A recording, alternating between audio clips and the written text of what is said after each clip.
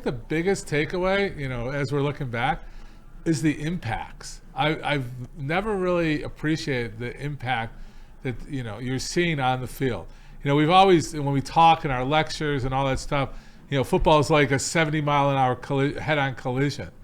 I mean, it's true. I mean, it's without a steel car in front of you. It's body to body at 70 miles an hour, and the way they pop up, that's the thing to get it. I don't know where you want to go today, but getting into like Alex, Angeloni. I mean, I estimated he was coming back. I didn't think he'd play every down.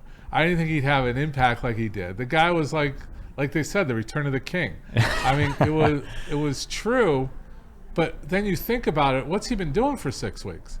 He's resting the rest of his body. When you look at the whole line of all the other linebackers, every one of those guys are sore. You take 6 weeks off, that soreness is gone. He's been focused. I mean, his foot speed, his step was definitely quicker. I mean, he was quick. He was in on almost every play you heard his name. Well, that's why you couldn't take him off the field. And the Lions talked about that. They envisioned a snap count for him, and it turned out the snap count was, 67 of 68 snaps right. or whatever it was. No, it was wild. I will say this, too, Doc, before we get into it. We'll get into the Terry and Arnold thing as well, and if you have any thoughts on the Anzalone situation. But I will say this, like the segment that we have done, I have seen this in other sports now, and I notice it. When you have talked about the strength of muscle will win the battle over the strength of bones every single time. Like I've noticed that when players plant their foot and you see them get injured, you can almost see the transaction happening where the muscle grips and something's got to go, and it's not going to be that muscle that's been so finely tuned. Yeah, I mean these guys can strengthen. I mean, you should strengthen bone as we go and we age and all the impact stuff, but it's not like muscle. You start creating imbalances, but football players are a muscle imbalance. That's how they're so good. They're sport specific. They're, the cross training. That's why it's so important, the plyometrics. But I don't know where you want to. I can get into that, but I don't know if you want to do that. I think the most, the biggest thing, and I think ENT is talking about his lungs, but his conditioning. Like to be able to be a pro and to keep yourself in that conditioning that he had, like he made it so he couldn't take it out. And obviously, listen to the interviews with Alex before because leading up to the game, he wasn't sure because he hadn't practiced till like Thursday or something like this. That just goes to show you the mentality of these guys, and it goes into Terry and Arnold. But when you listen to these guys talk, the number one thing when we go back to it is the guy next to you more important to you than yourself? The first thing out of these guys' mouth is what I mean, what I don't want to let my other guys down. I don't want to let my teammates down. So to be out there and be that impactful, Alex Anzalone knew, and he did everything in his ability to get himself back out there. Yeah, I mean, I think it was said, he changed that culture. It's like getting the number 4 batter back in your lineup. Everything falls together. The pieces were much, they fit better with him in there. That energy he brought to the game, the fight he had to get back. I mean, you're talking about lung, you're talking about conditioning. This guy wasn't eating bombs waiting for his arm to heal. he was working the rest of his body out, and it's evident what he did. I mean, first play. Like I say, they need a few hits before they get their adrenaline and get that comfort level. That guy had no hesitation. I didn't see any hesitation in that game. Jerry Alexander Stick in the chat says Woodward Sports needs to sell a secret sauce shirt in the. As soon as Doc tells me the recipe. Yeah, there you go. Maybe that's a charitable thing for our new clinic. Dr. Jeff Pierce joining us here as he does every Tuesday. He is our injury insider. Nick Hedigan says Duke kept up on his cardio, which we see Hutch doing as well. And that's where I wanted to go with it, Doc, was I suspect this is different than it was 15 years ago, definitely different than it was 30 years ago. The avenues of cardio, like Hutch, like broken bone in his leg, right? Like broken leg. Obviously, you can't do cardio like pedal a bike or run on a treadmill, like the common cardio things that we think of, right? There are ways you can have a broken leg and still get cardio conditioning in. Oh, all day. And we have it for people that have lower extremities. It's an ergometer for upper body. There's the swimming. There's the water running. All that stuff. The cardio should never fall unless you have a serious injury. But a broken bone, no. Your cardio should. There's ton of ways. Meditation and yoga, if you're doing it right, builds your cardio. I mean, we have such a science of what's going on.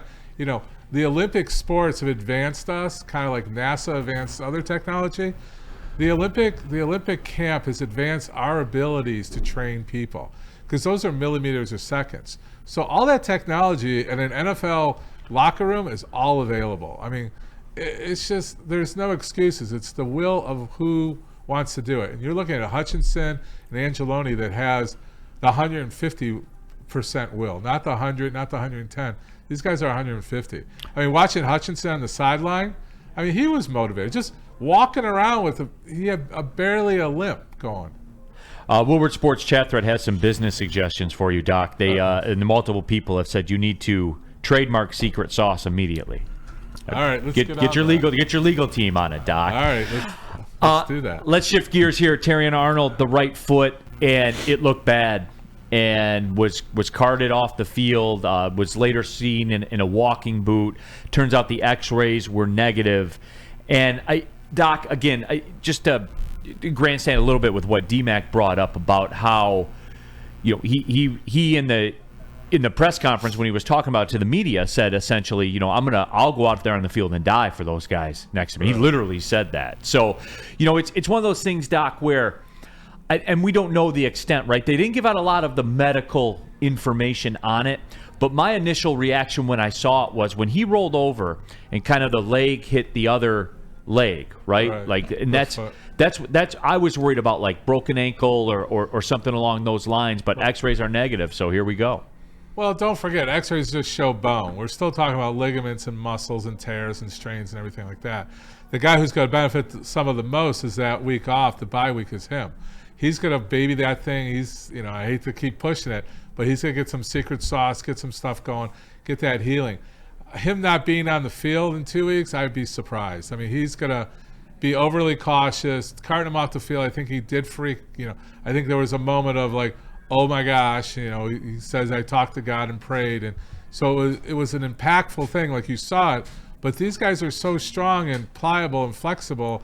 You know, I'm confident he's going to be there in 2 weeks because he will baby it. The guy's got the football smarts. He doesn't need to be taking, you know, practice field right now. I think he'll get the rest. That 2 weeks will make a difference. Some of the secret sauce, those trainers are, you know, like he even said it, hats off to the trainers. They've done an unbelievable job this year, that whole medical team. I'm glad they're getting some kudos, which they should be. You know, if they get a Super Bowl ring, those guys that whole medical staff deserves one. I'd love one too, but I'm not within that system. You're not in there. No, I mean, it's such a great point. And that was friendly fire too. Right. That's like, the tough part. Being aggressive and stuff like that. But, you know, I'm more concerned. I want to go to like Zeitler. Came out hamstring. Is a hamstring, like, as long as it's not a tear, but like a strain, having that extra week off. Like, to me, it's the bumps and bruises. And what I like is to giving our offensive guys a rest. Ragnon is on an operable toe. Mm-hmm. Decker, you know, at times, you know, has looked menial. But I think that's just more like rest. Like, but on the hamstring, is that if it's just a pull like in hot, like the 2 weeks, he should be good, right? He'll be better, right? So a hamstring, depending on the degrees, at 1 through 4, you know, 1, you're good in 2 weeks. A 2, you're feeling a lot better in 2 weeks. A 3, you're like, I'm gonna get through this, and 4 is like, I gotta see if I can push off. You know, those kind of things. So there's that grading system, but again, a hamstring you can wrap. A hamstring you can give a little bit of treatment, secret sauce before, and they can get through a game. I mean, these guys are playing, you know, all lights, you know, everything, all hands on deck right now, you know, for every game. Jason Kenyon in the Super Chat has a question for you, Doc. Doc, have you ever dealt with rodeo injuries? I've had quad tears, MCL sprains, femoral nerve damage, and a foot snapped in half. The foot was reconstructed. You ever deal with any rodeo people? I've dealt with rodeo people who's For real? Oh yeah, super cross. You know, the motorcycle. Yeah. Those guys they're the worst. Like rodeo, they'll do the small tears. They don't have that high velocity impacts like the motorcycle guys. I mean, I had one motorcycle guy when we covered the Palace for the event. He literally had a 6-inch difference between one leg to the other because he lost so much bone in the one leg. So I've been around a long time. He literally had his pedal elevated 6 inches because his upper body was fine. He shattered his pelvis. He shattered his femur. He had 6 inches. He got off, and he literally, it wasn't like an amputated leg. I deal with amputees too, but it's almost like he was mobilized as an amputee. My dad used to ride rodeo because he was from New Mexico, and a bull rolled over on him and absolutely just crushed his entire knee. He had a scar like from the bottom of here all the way up to his thigh. I mean, this was back in like the 60s, 70s, but still, those rodeo injuries are no joke. No, those guys are animals. Yeah. Xavier D in the chat wants to know, is complaining, does that qualify as cardio? What if you yell really loud? Can I go on off color? Yeah, absolutely. Isn't that how females get 90% of their cardio? Oh, boy. Well, no. Expressed here. By the rest of the, reflect those of Dr. Pierce and not No. Just trying to get more of a female crowd. Trying to rile them up. Rile them up a little bit. It was a Charles Barkley move right there. That absolutely was. But yeah, lots to talk about the rodeo injuries now. That's going on in the chat. Doc, we'll wrap it up on this bye thing. This extra week off for this team in this state right now. And as you said, you've kept your ear to the ground for Lions injuries like you never have in your life before. It's a kind of a summation of it all. Are we overstating this? What this bye week will do for this team and these guys that are injured? Are we overstating it, or is it really that big? It's that big for our situation. And the thing you worry about, like if you go, not to bring up the NCAA, but every team that had a bye week lost in the college ranks. Right. How locked in were they? Like you got to worry about how your players are locked in, right? I think without a doubt these players are all locked in. They're taking the advantage of it. They're not, extending the lunches. Okay, we got a bye week. I'm going to extend my gaming, all that stuff. They're like, I have more time to be working with the therapy team, the rehab team, to get me ready because you know what? The guy next to me is doing the same thing. You can't underestimate the culture that Dan Campbell's built. I mean, hats off to him. I mean, Gibbs, these guys are doing phenomenal. There's no selfishness. You don't see any selfishness on this team. You go to every team right now, Kansas City, just stay with the Lions. There's no selfish momentum at all with this team. It's kind of like, going back to with Darren. You watch the Red Wings. I took it for granted how great the Red Wings were because that's how I started my career. I thought everybody was going to be like that. Yeah. I had the Lions back then, and we saw the two polar opposites. But you just can't underestimate that power of the culture, what they're doing, how they feel about the guy next to them. The locker room is fun, like it makes a major difference. Like Aaron Rodgers, things like that. You can have great players, but getting the most out of the player to play at his maximum. I forget who said it, Robinson or something. Like people tossed me away, and you guys gave me a chance. Yeah. And look what I proved. You got the best out of me because I wanted to prove something. And Campbell has done that. Not that I'm rambling right now.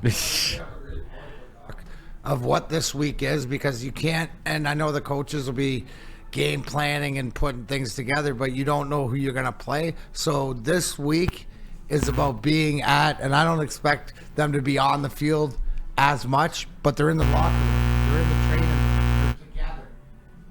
Oh yeah, you're the court. You're good, man. You're good. I'm replacing that court after the show. They're together. Right, so whether guys are getting treatment, and you saw this back in the day, where's the busiest spot in the locker room? It's the training room. That's the breakfast spot. That's where everybody hangs out. So when you have a culture like this, these guys are together talking, but they're getting their treatment and they're being there and they're holding each other accountable because this is just listen to their coach. Yeah, way to go. We accomplished something that we wanted to accomplish, but we ain't even done. No. And they know that. So this is just taking this availability. I think they'll amp it up, more or less into the weekend and next week when they know they're going to play. Yeah, they love hearing right now our defense isn't there. I mean, what motivated them against Minnesota? How many times do we hear about there's no defense here, it's going to be an offensive game? How wrong are every one of those, us, everybody who thinks they're experts, how wrong were we? 100%. I mean, 100%. They didn't even get a touchdown, Doc. Doc, as always, man, we appreciate the time, my friend. We get that secret sauce. Let's go. Secret sauce. Get you know what? patent. We're going to do it. We're going to put the Woodward Sports logo, our faces, and secret sauce t-shirts. There you go. And you can wear them at the watch party. Attention sports fans, don't miss out on Expert Sports Injury Insight with Dr. Jeff Pierce of Michigan Sports and Spine. Join Dr. Pierce every Tuesday during Big D Energy and Thursdays during Ermanni and Edwards, where he offers top-notch injury advice. Trust the guy that I trust. Dr. Jeff Pierce is here to keep you in the game and performing at your best. For more information, visit MichiganSportsandSpine.com or call 248-426-9944.